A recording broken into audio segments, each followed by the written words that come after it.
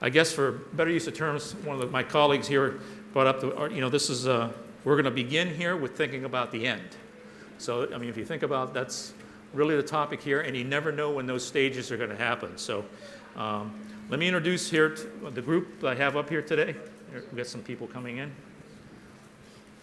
To my immediate left, Daryl Lindy is the president of New Majority Capital Foundation right here in Providence, and is a co-founder of New Majority Capital itself. It's focused on increasing awareness of entrepreneurship through acquisition opportunities, and together, NNS and NMCF are dedicated to closing the racial wealth gap and is preserving and growing small businesses. Daryl is also a president of Anchors Away Together, doing business as Thrifty Sign and Awning here in Rhode Island. There's an acquisition he made of a company that had been in business for 77 years. So again, an owner that was exiting the business, and Daryl took advantage of that and made that acquisition. Next to him is Sion Cogdell, is the CEO of the Panther Group, a minority-owned staffing firm providing personal attention at an international scale, delivering the right talent and efficient staffing strategies and cost-effective results. Panther provides workforce management solutions with custom recruiting throughout different parts of the country, including Canada, Europe, and Central America. Sion became the CEO of the Panther Group, again, part of an acquisition strategy, in 2016 with the acquisition of the Panther Global Group, Total Technical Services, Total Clerical Services, and Panther Global Management. These 4 companies were consolidated and rebranded as the Panther Group in 2017. So again, and Sion will be able to talk a lot about where he's at in his stage of the business as he looks at the next steps. And finally, on the end is Devin Fitzgerald. He's a founding principal of RML Service Group, which seeks acquisitions in the healthcare delivery space. The company is actually named after his grandmother, Ruth Marion Lang, who began her career as an Army nurse in the South Pacific Theater in World War II. She was very instrumental in Devin's guidance and a guardian angel, and motivating disciplines to help him excel in school and allowing in sports, allowing him to graduate from Williams College. So again, very good background there with Devin and the needs for his business. Devin has expertise in small business operations because he helped build his family's restaurant group, Camellas, from a group of 3 locations to 12, while leading the daily operations and outside sales. So again, Devin comes from a background of multiple businesses, and most recently the acquisition he made through RML. So that's our group today. To give you a background, I'm Gary Stifler. Some of you I know or met before in the past. I was a certified member of this council for about 16 years. Had various businesses in Rhode Island, Florida, and in Missouri. Exited those businesses, final one back in 21, and I joined the G&E staff about a year ago, again, to help business owners to go through the battles that we all face every day and find capital access and some other opportunities to grow and prosper in their businesses.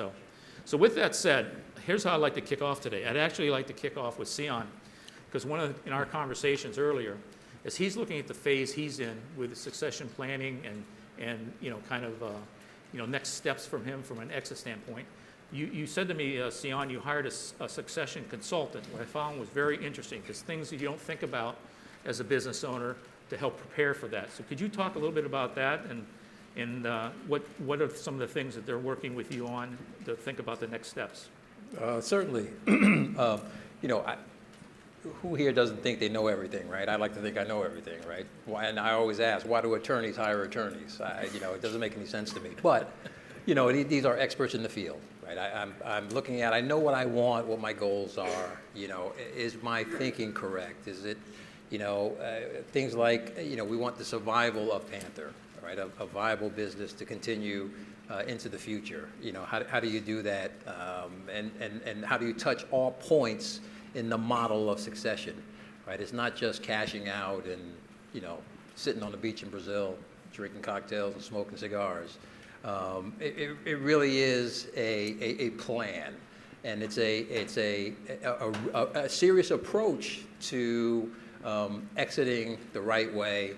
We employ a lot of people, internally, 75 staff maybe, and consulting, anywhere from 1,000 to 1,500 a week, right? So we have the economic impact is great, right? These are people's livelihoods.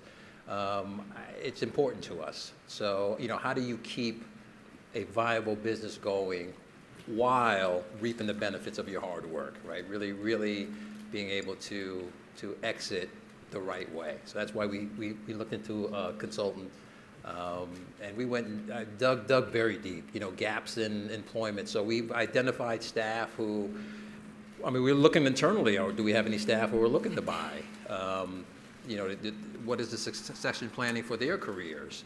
But then that creates gaps, right? So if you have a senior VP that's not a president of an organization, right, there's a gap on a senior VP level. Maybe you have a director that's ready to move up to the senior VP level.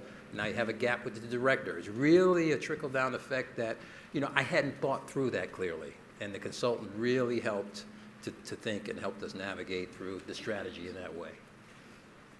Well, thanks, Jan.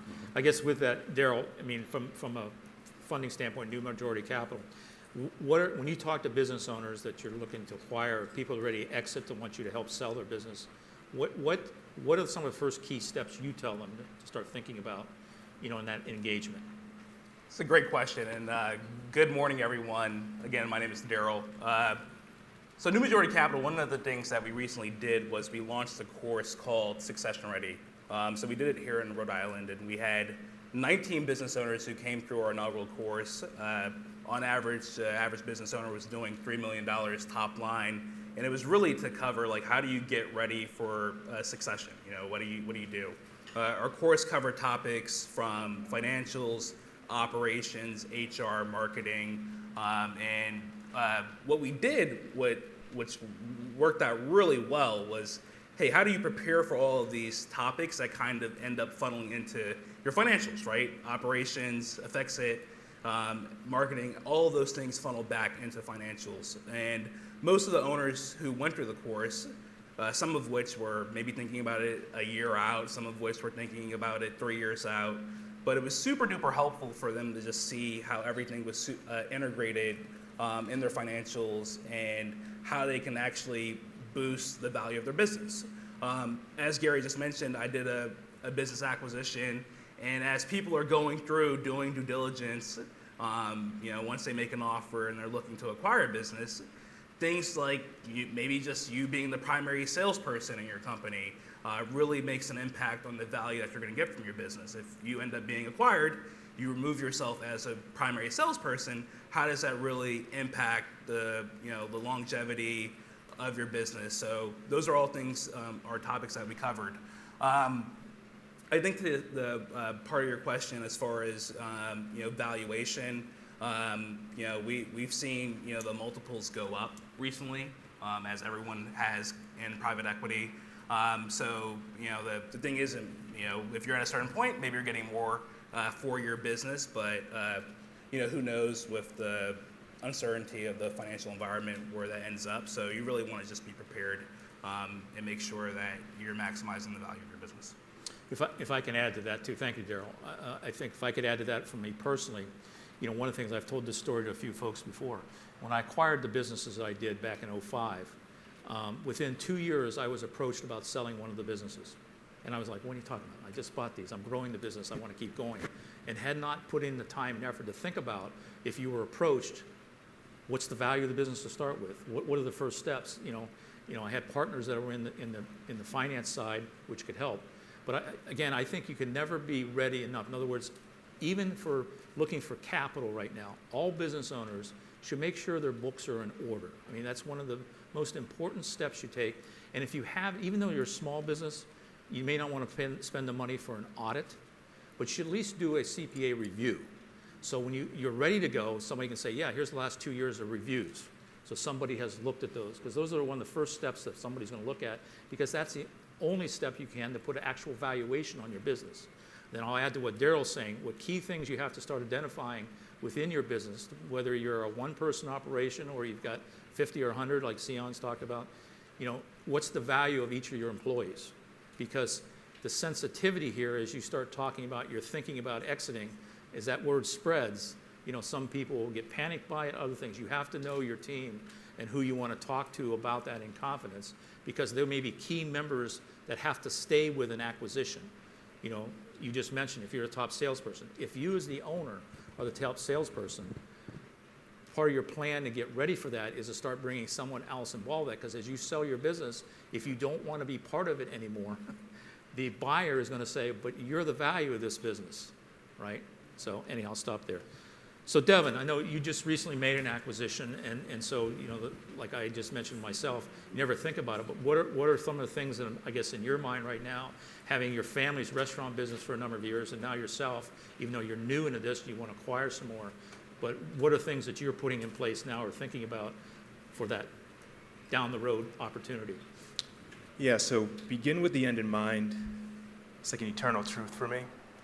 I always have an eye on the future and my goals and dreams.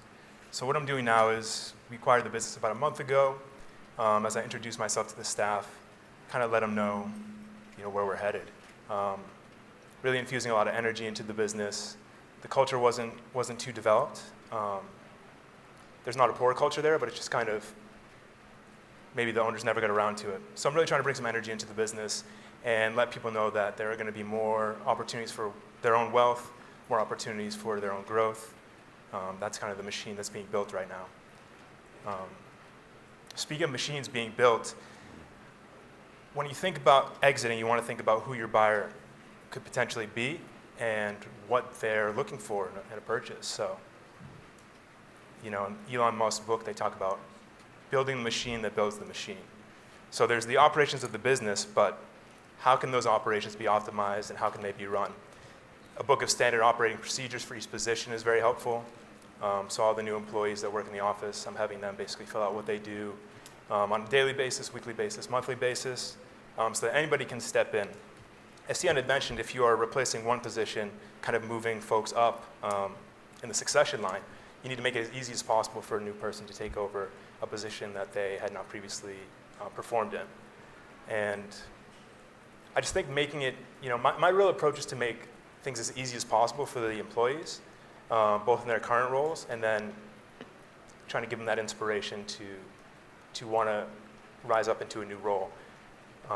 One of my mentors had told me, you know, even for my position, you want to hire folks who want to take your own position at the top. And I think that that really makes a difference when you go to sell, because if you have somebody who's hungry and who knows, you know, what the position entails and they're trained up, then it's super easy to sell and then step away to the beach in Brazil as quickly as possible, if that's on the horizon. That's funny. All right, thanks, Daryl. I mean, I tried that for about 6 months, as far as after I sold my business, and that's why I'm sitting here today. I mean, I got bored with the wanting the interaction yet with people and businesses, et cetera. But everybody has a different reason. So one of the questions I want to bring up is, I get this all the time, because a lot of business owners feel, well, when I sell, I'm out. I sell, I got to be done. That's not the case. So I don't know if any of you can, Sion, maybe you can talk to this. I mean, selling does not mean 100%. Right. Okay. So, again, it depends on your objective, right, your perspective. So we've acquired a number of businesses too. Some the previous ownership exited the business, and we have some who the previous owner stayed on, consulting contracts or whatever it may have. So in the nature of our work, you know, every contract has a 30-day out clause, right? So there's no guarantees on clients and keeping clients. So a part of your due diligence is, you know, what's the relationship like with the organization and the current client? Because once ownership changes, all bets are off. We really, in those instances where relationships are firmly established by the previous principals, we do want to retain them, to hand off the relationship, you know, which the runway may be 6 months, 12 months, and maybe 24 months, right? So you do want to execute maybe a longer-term consulting type contract, or keep them closely engaged with the organization until you can establish those relationships with the new leadership that comes in. To Devin's point, you know, cultural alignment is very important. So you don't want to, you know, sometimes a hard stop changes, you know, who's culture is driven down from the top. So does that leader really push that culture down? And now to have them gone, the dynamic changes, right? So you have to be sensitive and careful about that as well. Because again, you don't want to acquire a business that has been successful, change some of the key players, and now everything falls off. Right? You really have to concentrate on those things, I believe.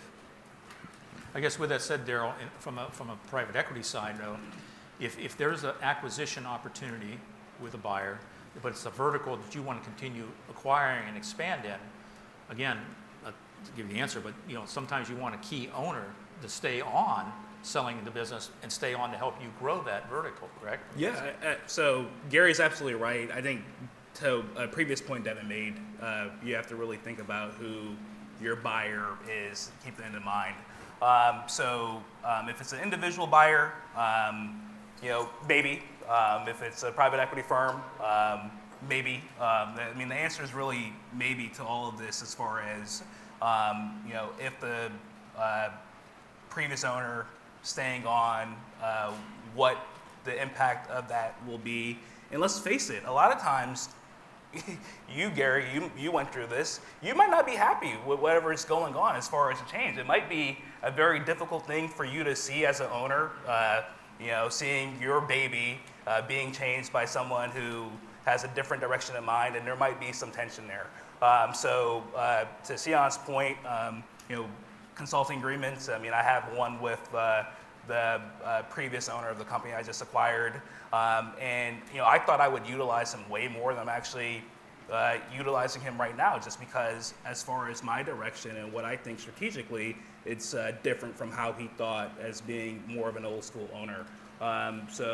My answer is that maybe it depends, and I don't know if... Well, I think that's the answer for everyone too, right? So again, don't be locked into this is all or nothing, or I have to do this. You're open to talk. It's your business. It's your business.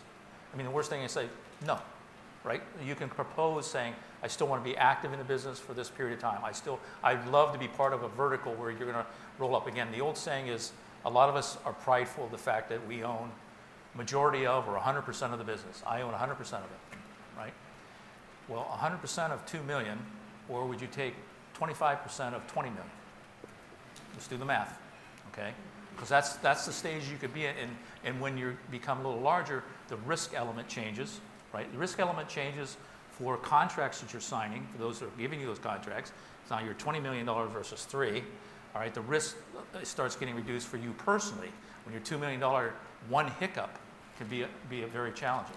Which leads me to my next question I want to bring up to the group, and then we'll take a little break here for questions, is really, when is the right time to sell, right? The challenge you have is, and I'll talk personally, all right, so no one expected the 08, 09 bank crisis, okay? I had to sell one business to get out of that, right? And I won't bore you with the whole piece. We were in great shape with a lender who decided to get out of the sector I was in. I was in manufacturing, and they basically came to us saying, you need to find another bank. We're getting out of this sector in the middle of the bank crisis, right? No one could expect COVID. Now, a number of companies were successful coming out of COVID. That's one of the reasons I exited my business in 21. We never shut down. Our business pivoted in supplying PPE, grew our revenues, and now was the time to get out, right? So again, to the group, as you think about what are some of the things you think about when the right time to sell may be?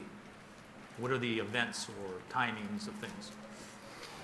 Well, just in terms of planning, it's similar to sports, next man up, right? Your star player goes down, next man up. So you just want to be ready and prepared at all times for whatever may come at you. And you can't, you game plan for different scenarios, sure, but you can't mitigate every possible opportunity. But we mentioned strong financials, right? You got to keep your financial house in order, right? Your operations, you need your processes in place, right? The operation has to run as though I won't be here tomorrow. I walk outside, I never make it to Brazil. I get hit by a truck, right? And the business has to be able to function without me titular as the head there. So you have to design processes, procedures, solid staff, good client base. Operate like today might be your last day, right? So now you're ready, whatever the scenario. Devin, you had a family business for a long time, so a lot of folks always think, well, my children are going to take over the business or something. And by the way, a lot of times the children don't want any part of the business, okay? And people have waited too long to start planning for that exit because they assume something else is going to happen. But how maybe you can relate to that? Yeah, I can't speak too much about my cousin's operation. I'm not sure the general direction, if there is one over there. I think it's fairly sound logic to certainly be prepared to sell if your industry is specifically doing quite well, an industry upswing. I had heard advice that basically the next time the industry is on an upswing, you own a business, sell it then, because you never know if you'll be around for the upswing that comes after that. And usually after the up comes the down, and not easy to sell then. So I think if you're in a good position, industry's doing well, probably won't be more attractive than that. Might as well strike while the iron's hot, as they say, and get ready to get rid of it. Or if I can add to that, or if life is good, you ride out that wave, right? You hold on, you stick with it, you're still making money, right? You're growing the value of the business, right? You have a downturn, right? Then you'll have a troll, but do you work through that and sell? You know, again, what is the value of your business, right? What are you offering? I think it's individual, it's personal. I mean, looking at it from the other side, quite frankly, you know, I almost like to negotiate with boards on sales than individual owners. You know, there's an emotional attachment there. There's, you know, guarantees that that they want you to make and that sort of thing. Again, I'm with the Joe Torre school of I know we're in Red Sox country. I know. I'm a Yankee fan. But Joe, you know, a lot of managers now are into statistics, right? Pitcher throws 100 pitches, pull them. You know, Joe Torre was like that, right? Stats, but it's the feel of the game, right? Okay, Ramon is pitching, he's at his pitch count, but he's not laboring, right? Still striking out, so you leave him in a little longer. I think you analyze businesses and you think about, you know, exit strategies and when to do it, and you come up with a model. But I think it's a feel of the game too. Is it the right time? Does it feel right? I have two sons, right? Both finished school. I absolutely thought they were taking over the business. One is designing clothes now in New York City. And he's doing okay. The other one's an audio engineer. He said he's going to produce the next rap star, hip hop star, right? Hey, look, they're doing what they like. We all listen to music and we all wear clothes, right? If it hits, we're great. Yeah, and there's my retirement, right? That's my succession plan. But my point is, but you're ready to sell or when you have to or when you want to, right? You operate your business every day as though you're ready if you want to or if you have to. I agree with that point, and you know, I look at it. Some of the owners we've dealt with New Majority Capital or my personal acquisition, they've held on too long. So you have to be honest with yourself and just know, hey, if I'm not willing to make, you know, the capital expenditures that are needed to keep up with my business, whether it's just, you know, the infrastructure with computers or vehicles, every day I don't do that, I'm losing value with my business. And I think that a lot of people don't understand that. They're okay with just the status quo or just like keeping as is. And if you're not trying to grow, you're really declining in business. So your business is going to be losing value. So you have to be honest with yourself. You know, I think I'll add to what the gentleman had said on the right time to sell. I mean, one of the challenges you have is we all getting older, right? When is that time? And you still want to have your health, and no one can predict what that tomorrow may be. And we've had a few folks within our network in G&E that unfortunately succumbed to a tragedy, and the business is done. One of the things I guard you with or propose to you, because I know we had to do it because some of the large corporations that we work with ask this of me. Because Gary, if something happens to you tomorrow, what is your disaster recovery plan? What is the disaster? So you should think about doing that for each of your businesses, whether you're one person or not. If something happened to me tomorrow, what are the plans for my business? And it was brought up by Lieutenant Governor this morning about the probate issue, right? You need to have, and that helps you start thinking about, well, who's going to be taking over my business? Who's going to be that succession plan if you got to put together that piece of it? So let's pause here. I'd love to get some questions from the audience before we continue on wrapping up. So do we have a mic by chance? We do. Okay. So Kadani has a mic. Just raise your hand, you'll get you a mic. Arvin has a question.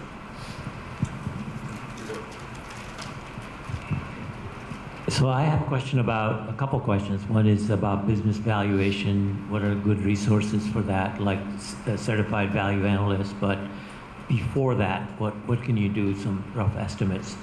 The other one is, are there good resources for multiples by industry or by business models? And then third, actually we have a relative who's looking to sell, and it's a minority-owned business. And what kind of types of organizations that they can engage with to help them sell that business? Well, let me start, I guess, a little bit too, since I did sell. So a couple of those questions, and Sion mentioned earlier, you know, why an attorney needs an attorney. There are individuals that focus on it. So I had a business attorney focus on M&A, okay? That's all they did. So to help answer some of that, Arvin, they had industry knowledge and what the multiples were in the past and current multiples go. You know, a lot of it is driven on EBITDA in most industries, but that's why, as we've all pointed out, the financials in order will be key to that. If you're going to go, depending on your size, we went with an investment banker. Some go with brokers, smaller nature. Those brokers should be able to give you that feedback as far as valuations on your business and the market you're in. Now, I'll add a third thing to that, because we're in this room and we're all minority certified businesses.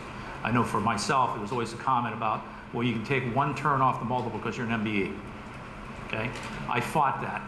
I did not have to do that when I sold my business, but that perception's out there, so I think you have to keep that knowledge when people give you valuations.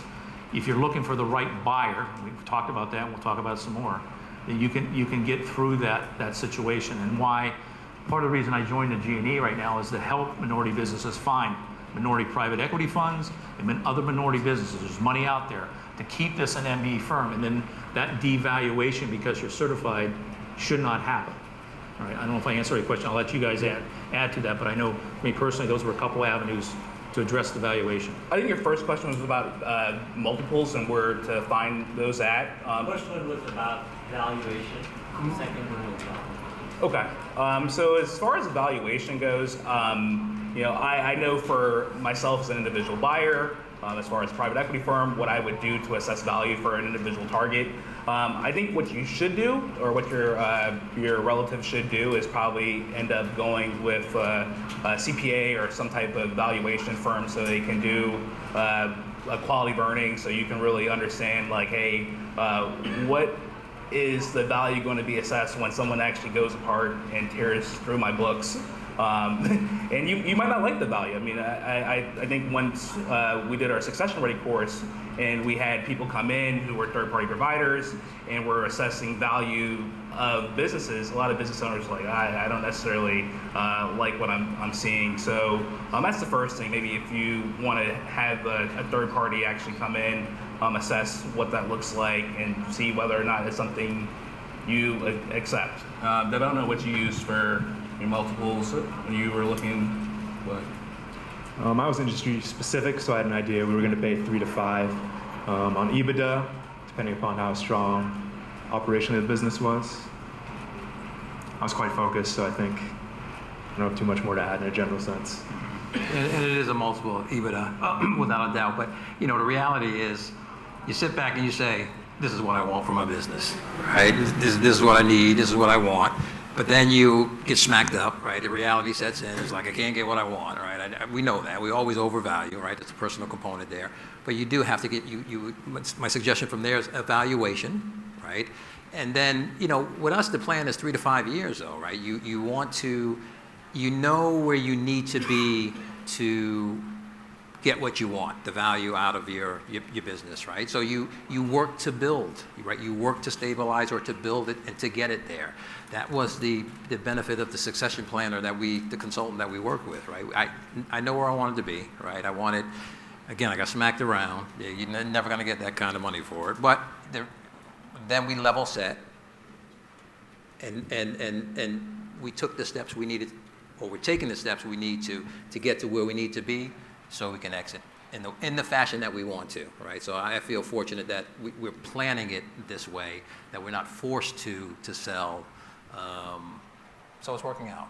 I think that's a very important point, to your point, Arvin, get the valuation done, because you might not like what it says, but then you have time to put the steps and things in place, because if you look at your financials, you might get direct feedback. Well, you know, this debt to equity is bad, or this portion of it, and you've got some time then, okay, let's address that specific cost area or that expense area to improve that multiple. Valuation will tell you where you got dinged and where you had positives, so you can Yep. Yeah, but I mean, but then you have, you know, look, we start, you know, we've again acquired businesses give me your balance sheet, I'm going to pick you apart, right? You can hide a lot on the balance sheet, right? So, you really, due diligence is important, right? So you have to, again, bring in the experts to help you solidify your financials. You got to know what your debt service is. What are your interest costs, or what's happening here, right? And invariably, there's a lot under the rug, right? There's a lot that you want to clean all that up. You got to have a clean shop, clean operation.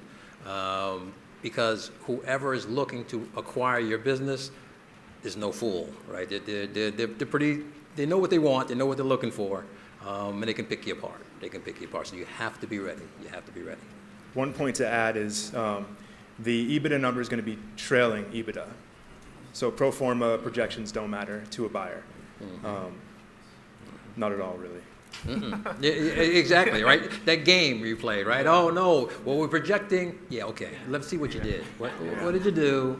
All right, now let's take it. That's our starting point. And to Devin's point, every industry has a multiple, right? And it's a multiple of EBITDA. What is that? Earnings before interest, taxes, depreciation, amortization. Yeah. So, you learn this jargon. You go through it, you pick it up, you understand what it is, and then you're ready. Yeah. Another question here? Yeah. Then we got one up front. Thank you. Okay. All great points. Two things that you talk about: timing and value, and of course the assessment of the business. Can you talk a little bit more about, besides the tangible? So that will show in your balance sheet, right? Your assets.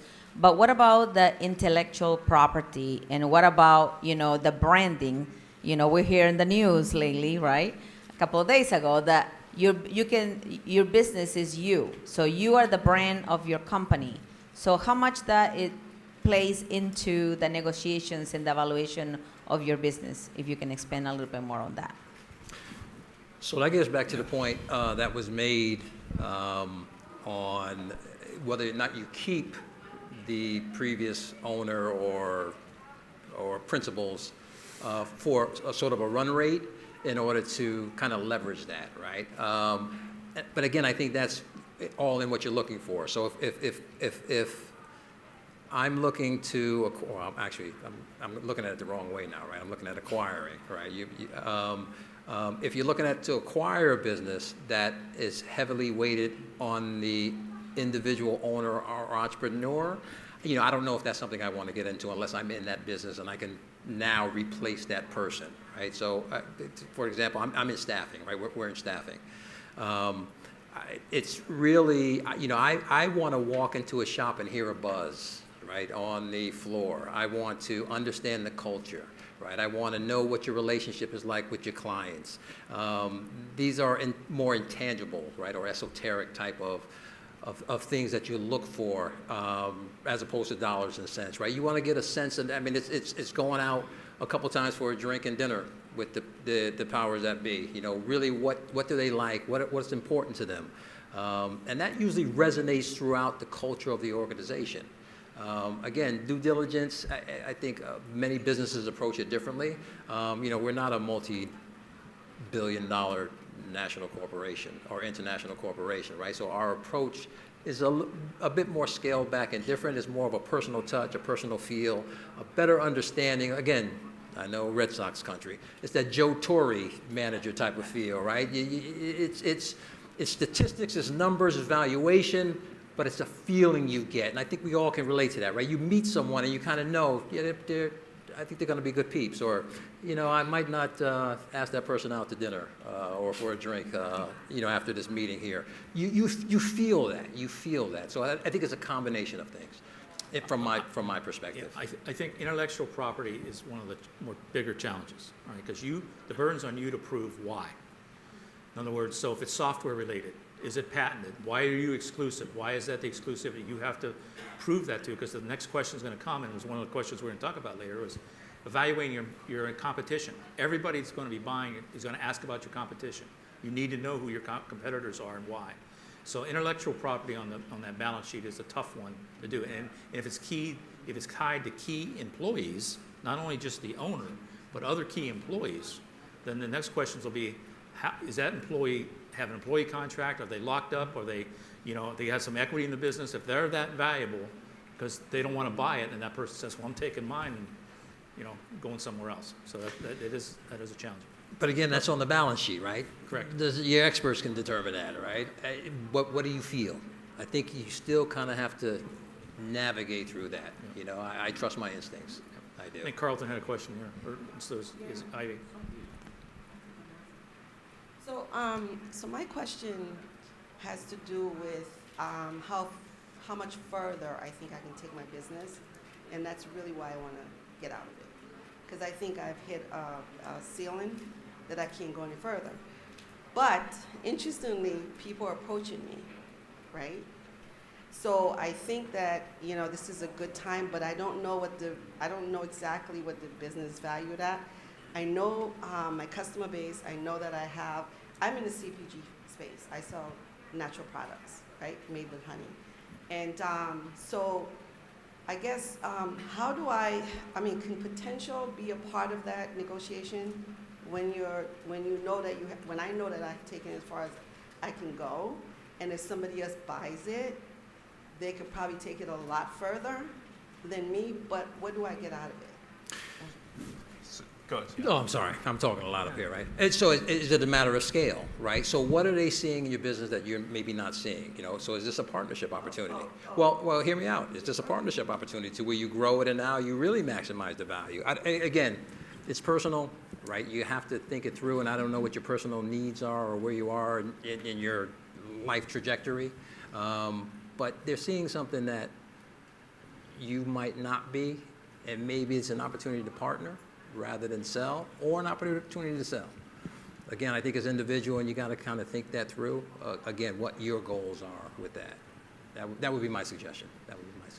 The future potential earnings, maybe a nice person cares about it, but someone But they don't. ruthless like Yeah, Devin, no, it's not happening. is I don't. really- Look, yeah. all right, I appreciate that, but I don't even want to hear it. Yeah, these guys Yeah. aren't caring about No. it, so it's challenging. I think that's where things like maybe some sort of seller subordinated note or different ways of structuring a deal could come into place, but you could get creative with this. I would think about maybe opportunities, whether it's going into some type of joint venture or just trying to figure out a way where maybe you take a little bit off the table, get some more support, and you're maybe re-energized to continue on the journey.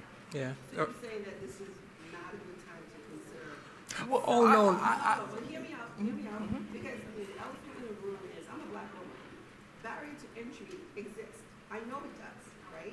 So if a white-owned company comes and says, listen, I can get your products, globally. I can get it across the country and globally.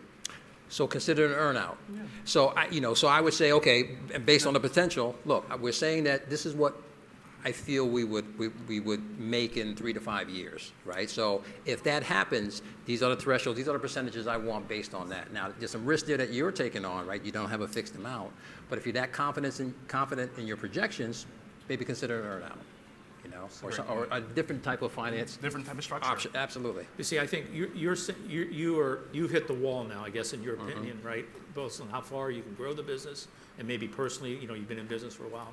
But somebody else looks at that as a growth, so I'd play on that, I guess, as best I can. I think that's where your question's going, Ivy. Yeah, I just don't want to be. I think what you guys are missing. I personally don't want to be bothered. Yeah. Well, that's what we're saying, right? Right? Depending on where you are in your life trajectory. Yes. All right. Yes. I have tons of I hear you. customers. Yes. Right. I have tons of customers. Right. I know the products work. Right. I know there's a need that are being met. I know there's a problem that's being solved, but I just don't feel like being bothered. But you have value in your business. You've gotten it. So I think getting back to like Sion did with a consultant talking about that exit strategy, getting with an attorney, a CPA, make sure your books are in order, get some valuations done, do some work now to prepare you for that exit. And by the way, consider an earn-out. The G&E can help you with that. Just call me later. We got some things we can do. We can help you talk about those steps and how to get to ready. Yeah. Okay. A lot of room on that beach Carlton, in Brazil. you got a question? Thank you, Gary. I have a succession-related question, and I've been having this debate with a number of business owner peers. What are your thoughts on whether you require anyone interested in succeeding you and wanting to be part of the business, your requirements for them to buy into the business versus gifting some shares of the business so that they can be part owners? Buy-in versus gifting. Some people say everyone must buy in. Others say you can gift a few shares so that someone can be a 2% owner, 5% owner, 10% owner. So I'd love to hear your thoughts on it. I guess maybe a question to just understand better, why would you be gifting if you could have people? Is it a key employee? Yeah, key employees Okay. interested in becoming owners in the business, part of a succession plan. So just want your perspective on gifting versus forcing anyone interested to buy shares of the business. So we do have key man. I know that's not gender. That's not key person. Thank you. Key person. I apologize. Key person. Insurance plans. Plans against or profit sharing if we do sell. Also, stock options if they hit certain metrics, certain thresholds, and it's also tenure based, right? So if you're with us for a period of time, so at the point that we do sell, they're vested in the company, and we do have a few individuals who we've actually in succession planning looked at to run the organization. With us, though, we're minority owned. We're an MBE. We actually want to maintain that designation. It actually benefits us tremendously. That is a key selling point. So, and not all of the people we've identified internally are minorities. So it's playing the percentages, right? It has to be 51% ownership, minority ownership. It's playing the percentages there. But yes, we're not opposed to that at all. And what we find is key critical staff we're able to retain because we make those offerings, right? Because it's an open market, it's very competitive out there. I'm in staffing, right? Right. I don't want to be the barber's kid. Everybody else has a nice haircut, but the barber's kid has a big unruly afro, right? You want to retain your good staff. You don't want to forget about home base, right? And that's a way we do it. Yeah. I think you can sit down, Carlton, with somebody and lay out that whole strategy. So it could be initial gifted part, but also then how they could incrementally increase that and tie it into your succession plan and coming out of it. And it could be well laid out. It's actually, I think employee-owned situations are ideal if we can do them for a lot of businesses to keep it retained. I think the first principles question you have to ask is, has each individual earned it? Right. Start there, and easy yes or no answer based on your gut and what they've done. Look at some data, and then you can kind of just take it from there. Yeah. I think we have time for one more question, if we could, and we're running short of time. As a follow-up to the great questions that this great panel guys as well. A couple things, certifications.